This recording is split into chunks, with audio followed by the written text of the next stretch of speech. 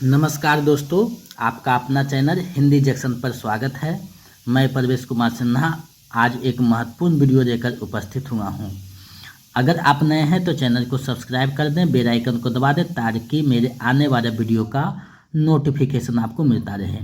दोस्तों, इस वीडियो में हम बीपीएससी टी 4.0 जो आने वाली वैकेंसी है उसी के बारे में बात करने जा रहे हैं। तो इसमें हम लोग देखेंगे कि बीपीएससी टी 4.0 में कौन कौन से पॉइंट से कौन कौन से टॉपिक से प्रश्न पूछे जाएंगे, यानी टीजीटी पीजीटी हिंदी के जो संपूर्ण सिलेबस है इस वीडियो में हम उसको विस्तार से जानेंगे कि कौन से टॉपिक से प्रश्न आते हैं, कौन कौन से टॉपिक आपको पढ़ना है। दरअसल आप सभी को पता होगा कि बीपीएससी ने कोई भी सिलेबस जारी नहीं किया है और आप लोगों का कमेंट आ रहा था, फ़ोन आ रहा था कि सर सिलेबस क्या है। तो सिलेबस बीपीएससी ने कोई जारी नहीं किया है, ना ही करता है। लेकिन पिछले जो टी 1, 2 और 3 में जो एग्ज़ाम हुए हैं उसी के प्रश्नों को देखते हुए मैंने ये सिलेबस को निर्धारित किया है कि ये टॉपिक आपको पढ़नी चाहिए, यहाँ से प्रश्न पूछे जाते हैं। तो ये जो है निर्धारित किया हुआ मेरे द्वारा सिलेबस है जिसे आपको पढ़ना होगा। ये सब टॉपिक आपको पढ़नी चाहिए जहाँ से प्रश्न पूछे जाते हैं। तो बिना देर करते हुए चलिए आज के जो सिलेबस है उस टॉपिक को देखते हैं कौन कौन से पढ़नी है।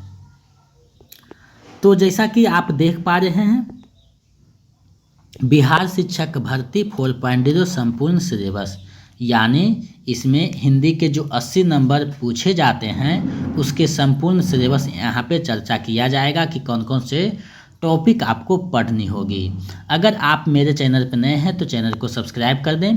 बीपीएससी 4.0 का नोट्स और प्रैक्टिस सेट पाना चाहते हैं तो मेरे नंबर 7261815307 पे आप लोग 249 रुपये पेमेंट करके स्क्रीनशॉट इसी नंबर पे व्हाट्सएप कर दीजिए, तो हम इधर से आपको पीडीएफ उपलब्ध करवा देंगे। अगर आप स्टेट की तैयारी करना चाहते हैं तो 199 रुपया पेपर 2 के लिए पेमेंट करके स्क्रीनशॉट भेज दीजिए, तो हम इधर से आपको नोट्स उपलब्ध करवा देंगे। आप सभी को पता होगा कि हिंदी जंक्शन आप लोगों की सफलता में हमेशा जो है अग्रणी भूमिका निभाया है। तो आप लोग मेरे चैनल से जुड़ के अपनी तैयारी को बेहतर कर सकते हैं। देखिए, सबसे पहले हिंदी साहित्य के टॉपिक का बात करते हैं कि हिंदी साहित्य में आपको क्या क्या पढ़ना है। हम लोग एक एक टॉपिक को विस्तार से जानेंगे कि कौन कौन से टॉपिक महत्वपूर्ण है जो आपको पढ़नी चाहिए।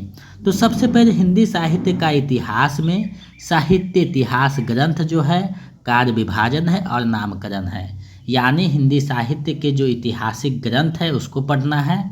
कार्य विभाजन जो आलोचकों द्वारा किया गया उसको पढ़ना है और नामकरण जो किया हुआ है उसको पढ़ना है।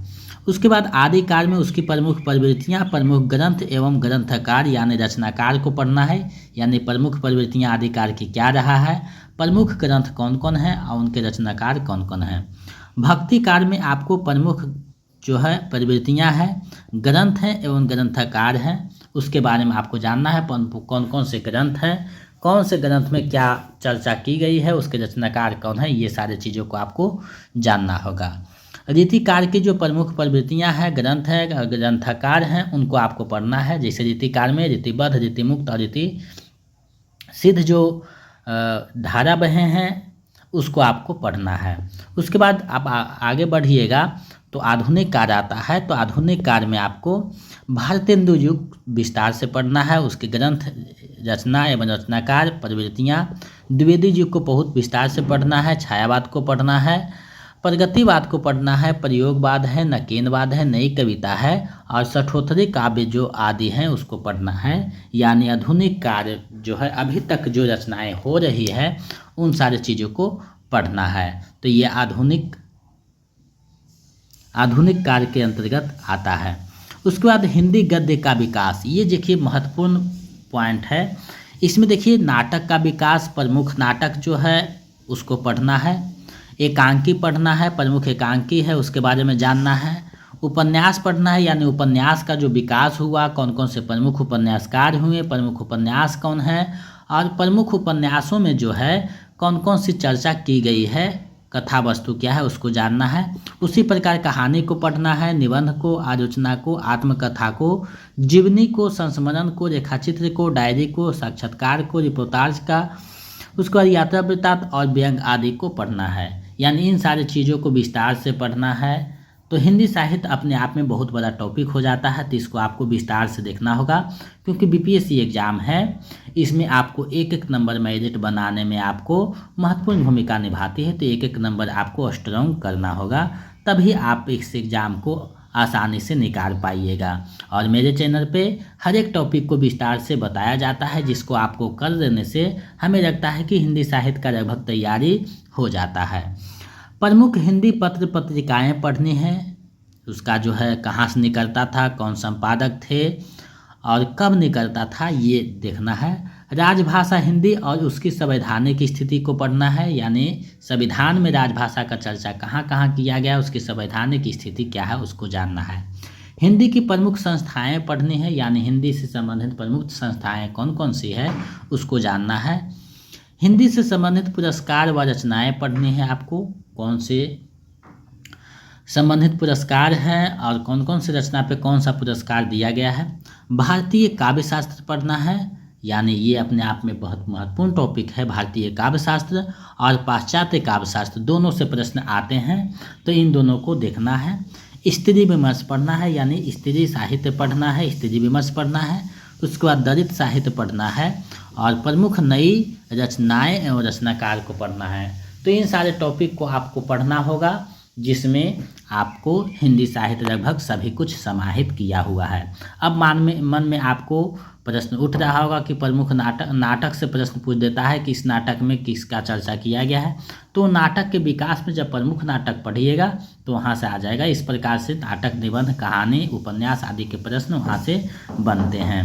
तो ये जो सिलेबस निर्धारित किया गया है वो पिछले जो एग्ज़ाम हुए हैं T1, 2 और 3.0 तीनों को देखते हुए जो है मैंने संपूर्ण जो है सिलेबस को निर्धारित किया है कि यहाँ से प्रश्न पूछे जा रहे हैं। इन सारे टॉपिकों को आपको प्रत्येक स्थिति में पढ़ना होगा, तभी आप बीपीएससी के एग्ज़ाम को आसानी से क्रैक कर पाइएगा। चलिए अब आगे बढ़ते हैं। हिंदी व्याकरण और भाषा विज्ञान। हिंदी व्याकरण और भाषा विज्ञान ये अपने आप में महत्वपूर्ण है, क्योंकि ज़्यादातर प्रश्न यहीं से अभी पूछे जा रहे हैं।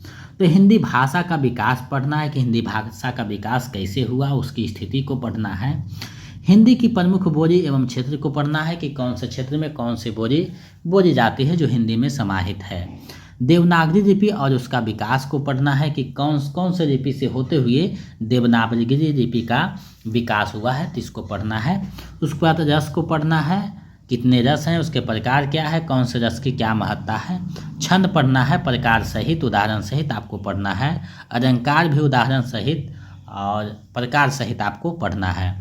उसके बाद वर्ण विचार आता है, यानी वर्ण विचार में कौन से वर्ण घोष हैं, अघोष हैं, अल्पप्राण हैं, महाप्राण हैं, अंतस व्यंजन हैं। इन सारे चीज़ों को आपको देखना होगा। स्वर वर्ण, व्यंजन वर्ण, इन सारे जो है वर्ण को आपको देखना होगा। वर्ण कुछ से ज़्यादा प्रश्न पूछे जाते हैं। उसके बाद संज्ञा को पढ़ना है, संधि को पढ़ना है, सर्वनाम को पढ़ना है, समास को पढ़ना, विशेषण, कारक, वचन, इन सारे को जो है प्रकार सहित पढ़ना है।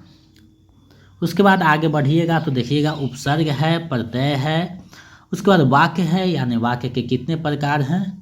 उसके बाद जो है वाच्य पढ़ना है, उसके बाद पदबंध पढ़ना है। उसके बाद देखिए एक शब्द पढ़ना है, शब्द विचार भी आपको है, यहाँ से छूट गया है, शब्द शक्ति दे दिया लेकिन शब्द विचार छूटा हुआ है। सो शब्द विचार आपको पढ़ना है। स्त्रीलिंग शब्द, पुल्लिंग शब्द कौन है, अभिकारी शब्द, तत्सम शब्द, तद्भव शब्द, ये सारे चीज़ों को जो है पढ़ना है। उसके बाद आगे बढ़िएगा तो देखिएगा पर्यायवाची शब्द है, विलोम शब्द पढ़ना है। वाक्य संशोधन पढ़ना है, वाक्य में कौन सी त्रुटि है उसको ढूंढना है। मुहावरे और कहावते को पढ़ना है। अनेक शब्द के लिए एक शब्द पढ़ना है। शुद्ध वर्तनी और शुद्ध वाक्य को आपको देखना है। गद्यावतरणों को संक्षेप से संबंधित प्रश्न को पढ़ना, यानी एक गद्यांश दिया हुआ उसको संक्षेप में आपको जो है प्रश्न पूछा जाता है, उसको आपको पढ़ना है। पारिभाषिक एवं तकनीकी शब्द को भी पढ़ना है, यानी पारिभाषिक शब्द यानी इंग्लिश में जिसका नाम है हिंदी में क्या होगा, तकनीकी शब्द क्या है, इन सारी चीज़ों को आपको पढ़ना है। तो एक इसमें शब्द जो है छूट गया था, शब्द विचार, यानी शब्द के कितने भेद होते हैं प्रकार सहित आपको पढ़ना है। तो इन सारी चीज़ों को पढ़ करके जो है आप बीपीएससी एग्ज़ाम जो है उसको आसानी से क्रैक कर सकते हैं। तो आप मेरे चैनल पे जो तैयारी किया जाएगा 4.0 का स्टेट के रिजल्ट आने के बाद जो है गति रूप में जो है तैयारी किया जाएगा। तो आप लोग मेरे चैनल से जुड़ करके अपने तैयारी को बेहतर कर सकते हैं। मेरे चैनल का रिस्पॉन्स क्या है, आप लोग जो ज्वाइनिंग किए हैं बीपीएससी 2.0 में और 3.0 में जो ज्वाइनिंग करेंगे उनसे आप विस्तार से जान सकते हैं, क्योंकि हिंदी के तैयारी के लिए हिंदी जंक्शन बहुत ही अच्छा चैनल माना जा रहा है, जिसको सभी लोगों ने सराहा है। तो हम उम्मीद करते हैं कि आप मेरे चैनल से जुड़ करके अपनी तैयारी को बेहतर कर सकते हैं। तो आज जो है हिंदी के जो 4.0 में बीपीएससी में टीजीटी पीजीटी यानी 6 से लेकर 12 तक जो सिलेबस है लगभग सामान्य है, तो उसी को मैंने यहाँ बताने का प्रयास किया है। एक आध टॉपिक अगर छूट जाता है तो उसको बाद में ऐड कर दिया जाएगा। इन सारे टॉपिकों को आपको करना होगा। तो व्याकरण का एक पुस्तक अभी से दे दीजिए, और बाकी मेरे चैनल पे प्रैक्टिस सेट करवाया गया जा चुका है 2.0 में 3.0 में, वहाँ से आप तैयारी करके अपने जो है तैयारी को गति प्रदान कर सकते हैं। और मेरे चैनल पे जो है समय समय पे आपको वीडियो मिलता रहेगा, जिसको आप देखिए और मेरे चैनल से बने रहिए और तैयारी करते रहिए। और जिनको नोट्स प्रदान किया जा चुका है वो रिवीजन करते रहें, प्रैक्टिस बनाते रहें। और आगे जो है 4.0 का तैयारी स्टेट के रिजल्ट जैसे ही आता है स्टार्ट कर दिया जाएगा और 1 से 1.5 महीना में पूरी तैयारी कंप्लीट कर दी जाएगी।